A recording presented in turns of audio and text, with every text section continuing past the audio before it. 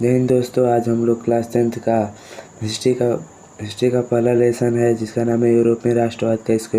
इसके mostly 100 MCQ करने वाले हैं जिसमें पहला है 4 चित्रों की श्रृंखला किसने व किस सन में बनाई थी, जिसका सही आंसर है फ्रेडरिक सारियो ने 1848 ईस्वी में। दूसरा क्वेश्चन है काला लाल और सुनहरा झंडा सारियो के चित्र में कौन देश के लोग लिए थे, तो इसका सही आंसर है जर्मनी देश के लोग ने ही काला लाल और सुनहरा झंडा सारियों के चित्र में लिए थे। चौथा क्वेश्चन है अरस्टन रेनिन किस देश का दार्शनिक था, जिसका भी सही आंसर हो जाएगा फ्रांस का, और फ्रांस का दार्शनिक था। तीसरा है जब नेपोलियन फ्रांस आया तब तक उसने कितने युद्धों में विजय प्राप्त कर ली थी, इसका सही आंसर हो जाएगा 40 युद्धों में। उसने उस वक्त तक 40 युद्धों में विजय प्राप्त कर ली थी।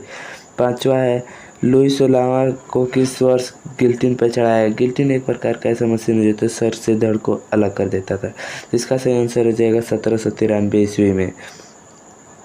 छठा क्वेश्चन है ऐसी कौन सा राजा है जो पूरे जीवन में 2 से 3 बार ही नहाया था, तो ये लुई 14वां नाम का एक राजा था जो अपने पूरे जीवन में 2 से 3 बार ही स्नान किया था।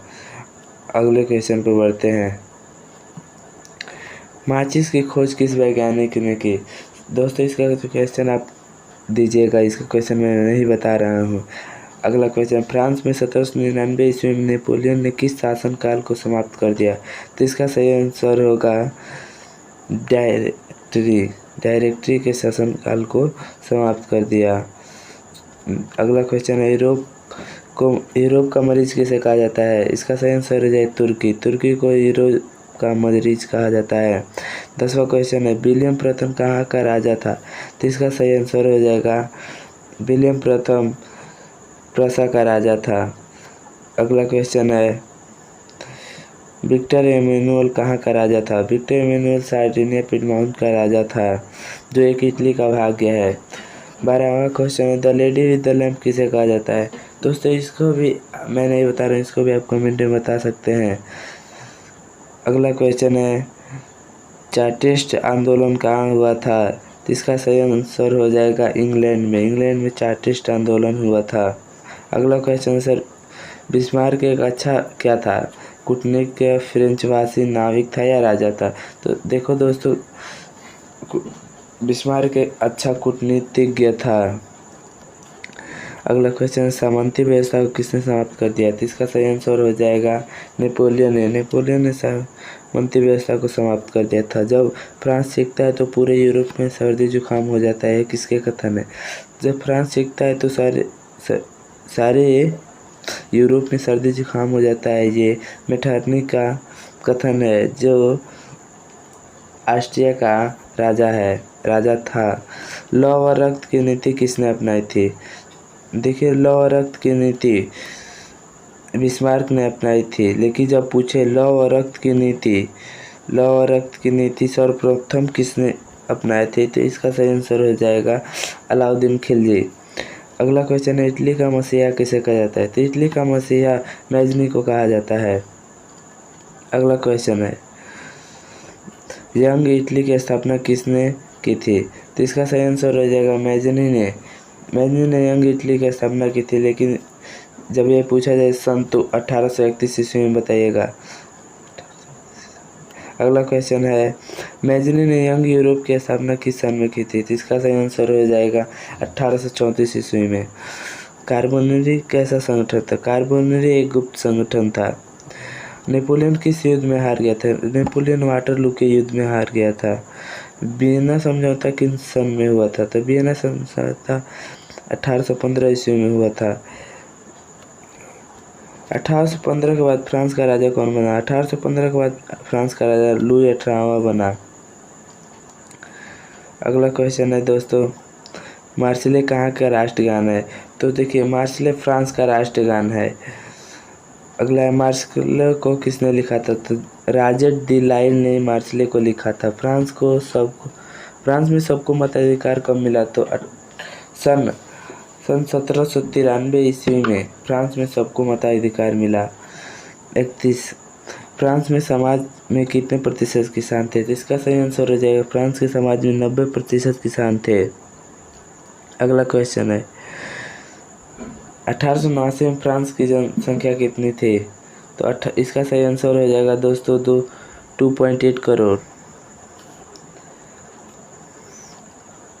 अगला क्वेश्चन है दोस्तों, ट्री ऑफ गवर्नमेंट के लेखक कौन है? इसका सही आंसर हो जाएगा मॉन्टेस्क्यू, जॉन लॉक, दोनों इनमें से कोई नहीं। तो इसका सही आंसर होगा दोस्तों जॉन लॉक।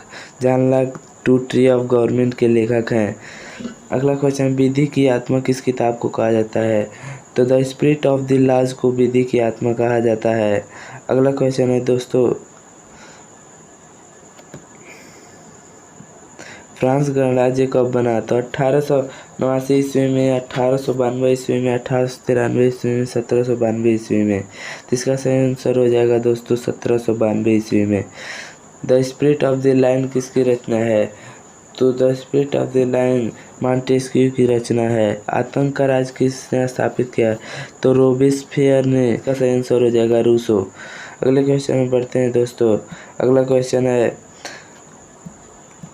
फ्रांस में महिलाओं को कब वोट देने का अधिकार प्राप्त हुआ? तो सन 1946 ईस्वी में महिलाओं को पूर्णतः वोट देने का अधिकार प्राप्त हुआ। जैकोबिन क्लब का नेता कौन था? ये दोस्तों ये बहुत बार पूछे जाने वाले क्वेश्चन है। तो इसका सही आंसर हो जाएगा रोबेस्पियर। रोबेस्पियर जो जैकोबिन क्लब का नेता था। ओलंप दी गूंज कौन थी? ओलंप दी गूंज कौन थी? ये एक प्रसिद्ध फ्रांस की क्रांतिकारी महिला थी। अगला क्वेश्चन है दोस्तों, एक भूमिकर थी। अगला क्वेश्चन है, लेटर्स ऑन इंग्लिश किसकी रचना है? तो इसका सही आंसर हो जाएगा वाल्टेयर्स की रचना है। 100 चूहों की अपेक्षा एक सिंह का शासन उत्तम होता है, किसका कथन है? ये भी दोस्तों वाल्टेयर्स की कथन है। वाल्टेयर्स पेशे से क्या था? तो वाल्टेयर्स पेशे से एक लेखक था। अगला क्वेश्चन है दोस्तों, मैं ही राजा हूँ, मेरा शब्द ही कानून है, किसके कथन है? ये कथन लुई 14वां के हैं। अगला है, सेसेपियन गणराज्य की स्थापना किसने की थी? तो इसका सही आंसर हो जाएगा नेपोलियन ने सेसेपियन गणराज्य की स्थापना किया था।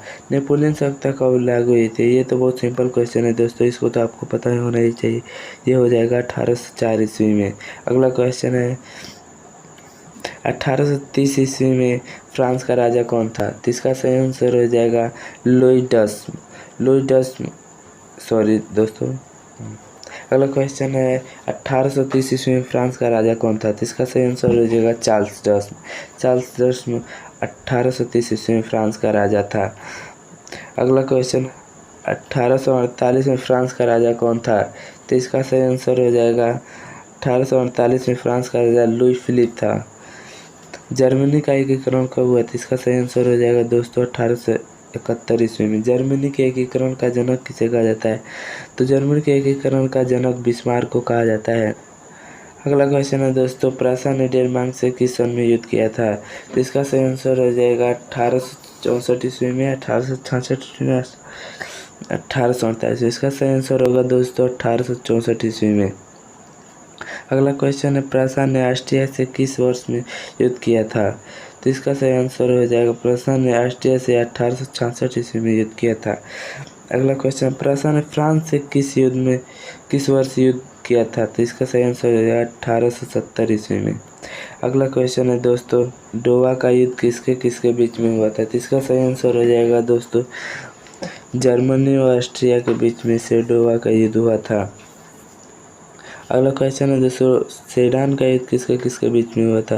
तो दोस्तों इसका सही आंसर हो जाएगा जर्मनी और फ्रांस के बीच में सेडान का युद्ध हुआ था।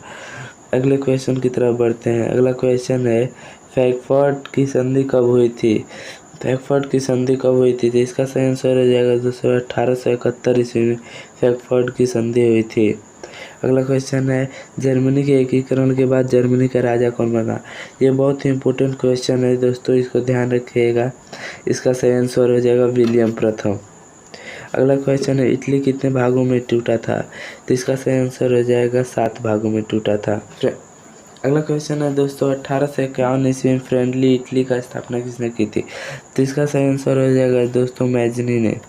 इटली का महिषा या पैगंबर किसे कहा जाता है? तो ये इसका सही आंसर हो जाएगा दोस्तों मैजनी का। अगला क्वेश्चन है दोस्तों, सार्डिनिया पिडमाउंट का राजा कौन था? तो इसका सही आंसर हो जाएगा दोस्तों, सार्डिनिया पिडमाउंट का राजा विक्टर एमुनुअल था। अगला क्वेश्चन है दोस्तों, इटली का तलवार किसे कहा जाता है? तो गैरीबाल्डी को इटली का तलवार कहा जाता है दोस्तों।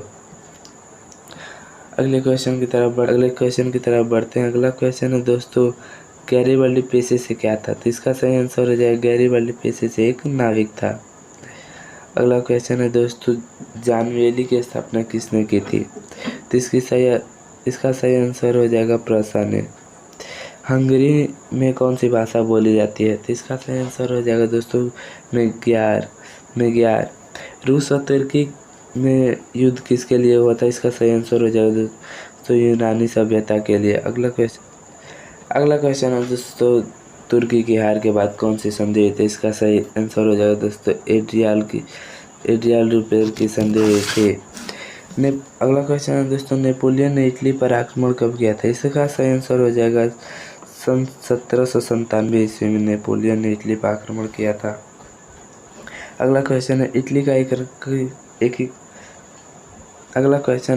का एकीकरण कितने चरणों में हुआ था? इसका सही आंसर हो जाएगा दोस्तों 3 चरणों में हुआ था। अगले क्वेश्चन की तरफ बढ़ते हैं। अगला क्वेश्चन है दोस्तों, गालिसिया में कुलीन वर्ग कौन सी भाषा बोलते? तो इसका सही आंसर हो जाएगा पोलिश भाषा बोलते थे। सर्वप्रथम औद्योगिक क्रांति कहाँ हुआ था? तो सर्वप्रथम औद्योगिक क्रांति इंग्लैंड में हुआ था। अगला क्वेश्चन है दोस्तों, उदारवाद किस भाषा का शब्द है? इसका सही आंसर हो जाएगा लातिन भाषा का शब्द है। अगला क्वेश्चन है दोस्तों, लीबर का क्या अर्थ है? तो इसका सही आंसर हो जाएगा दोस्तों आज़ाद। लीबर का अर्थ होता है आज़ाद।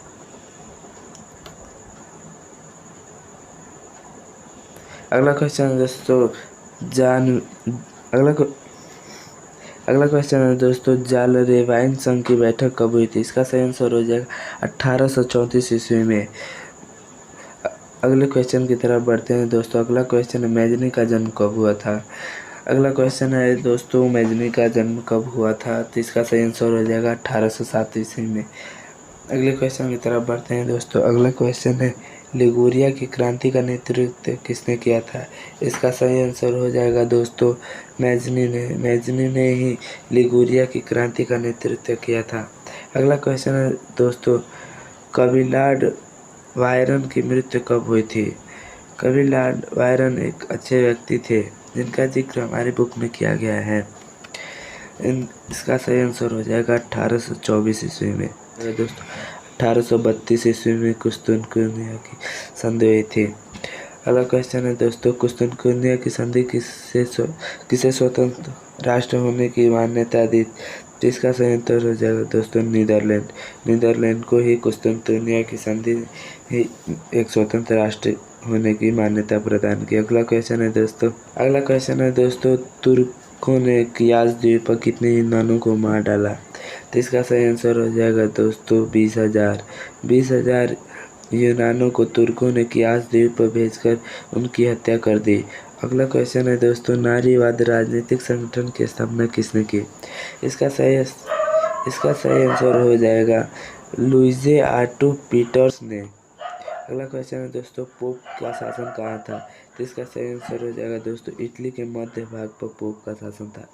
अगला क्वेश्चन है दोस्तों, इटली की राजधानी कहाँ है? ये तो बहुत ही सिंपल क्वेश्चन है, ये तो आपको आना ही चाहिए दोस्तों। इसका सही आंसर हो जाएगा दोस्तों रोम इटली का राजधानी। क्वेश्चन है दोस्तों, आयरलैंड को कब यूनाइटेड किंगडम में शामिल किया गया? इसका सही आंसर हो जाएगा दोस्तों 1801 ईस्वी में। अगला क्वेश्चन की तरफ बढ़ते हैं दोस्तों। अगला क्वेश्चन है, फ्रांस की नारी रूपक का क्या नाम था? इसका सही आंसर हो जाएगा दोस्तों मरियान जो थी फ्रांस की नारी रूपक का नाम था। अगला क्वेश्चन है दोस्तों, जर्मनी की नारी रूपक का क्या नाम था? इसका सही आंसर हो जाएगा दोस्तों जर्मेनिया। जर्मनी की नारी रूपक का नाम जर्मेनिया था। अगले क्वेश्चन की तरफ बढ़ते हैं दोस्तों। अगला क्वेश्चन है दोस्तों, जर्मेनिया किस वृक्ष के पत्तों का मुकुट पहनती थी? इसका सही आंसर हो जाएगा दोस्तों वलुत वृक्ष के पत्तों का मुकुट पहनती थी जर्मेनिया, जो जर्मनी की नारी रूपक थी। अगला क्वेश्चन है दोस्तों, वलुत वृक्ष के पत्तों को किसका प्रतीक माना जाता था? इसका सही आंसर हो जाएगा दोस्तों वीरता का प्रतीक माना जाता था। अगला क्वेश्चन है दोस्तों, जर्मनी साम्राज्य का प्रतीक शक्ति क्या है? इसका सही आंसर हो जाएगा दोस्तों बाँझ छाप कवच। ये टाइड एक धार्मिक कर है। अगले क्वेश्चन की तरफ बढ़ते हैं। अगला क्वेश्चन टाइड, सॉरी दोस्तों यहाँ पे टाइड नहीं होगा, यहाँ पे टाइल होगा। टाइल कैसा कर है? तो इसका सही आंसर हो जाएगा टाइल एक प्रत्यक्ष कर है। अगला क्वेश्चन है दोस्तों, फ्रांस की मुद्रा लिब्रे को कब समाप्त कर दिया गया था? इसका सही आंसर हो जाएगा दोस्तों 1794 ईस्वी में फ्रांस की मुद्रा लिब्रे को समाप्त कर दिया गया था। अगला क्वेश्चन है दोस्तों, 1815 के बाद किस वंश का था? अगला क्वेश्चन है दोस्तों, 1815 के बाद किस वंश का शासन आ गया? इसका सही आंसर हो जाएगा दोस्तों बुर्बो वंश का शासन आ गया। 1815 के बाद बुर्बो वंश का शासन आ गया। अगले क्वेश्चन की तरफ बढ़ते हैं दोस्तों। अगला क्वेश्चन है, इटली का राजनीतिज्ञ किसे कहा जाता है? दोस्तों इटली का राजनीतिज्ञ किसे कहता है? इसका ये बहुत ही सिंपल क्वेश्चन है, इसका आंसर तो आपको आना चाहिए। ये क्वेश्चन मैं आपके लिए छोड़ता हूँ। अगला क्वेश्चन है दोस्तों, तलवार के बल पर इटली का एकीकरण किसने किया? इसका सही आंसर हो जाएगा दोस्तों बिस्मार्क ने। बिस्मार्क ने तलवार के बल पर इटली का एकीकरण किया। अगला क्वेश्चन है दोस्तों, मैजनी को किस वर्ष इटली से निकाल दिया गया था? इसका सही आंसर हो जाएगा दोस्तों 1830 ईस्वी में। अगला, ये आपकी आंसर शीट है, आप चाहे तो अब देख सकते हैं। जय हिंद दोस्तों, अब मिलेंगे नेक्स्ट क्लास के साथ। अभी आपको मैं विश्वास दिलाने का प्रयास करता हूँ कि अगले जो पार्ट है भारत में राष्ट्रवाद का उदय, उसमें हम कम से कम 200 या 250 MCQ लाएंगे जो आपके लिए यूजफुल होंगे। जय हिंद दोस्तों।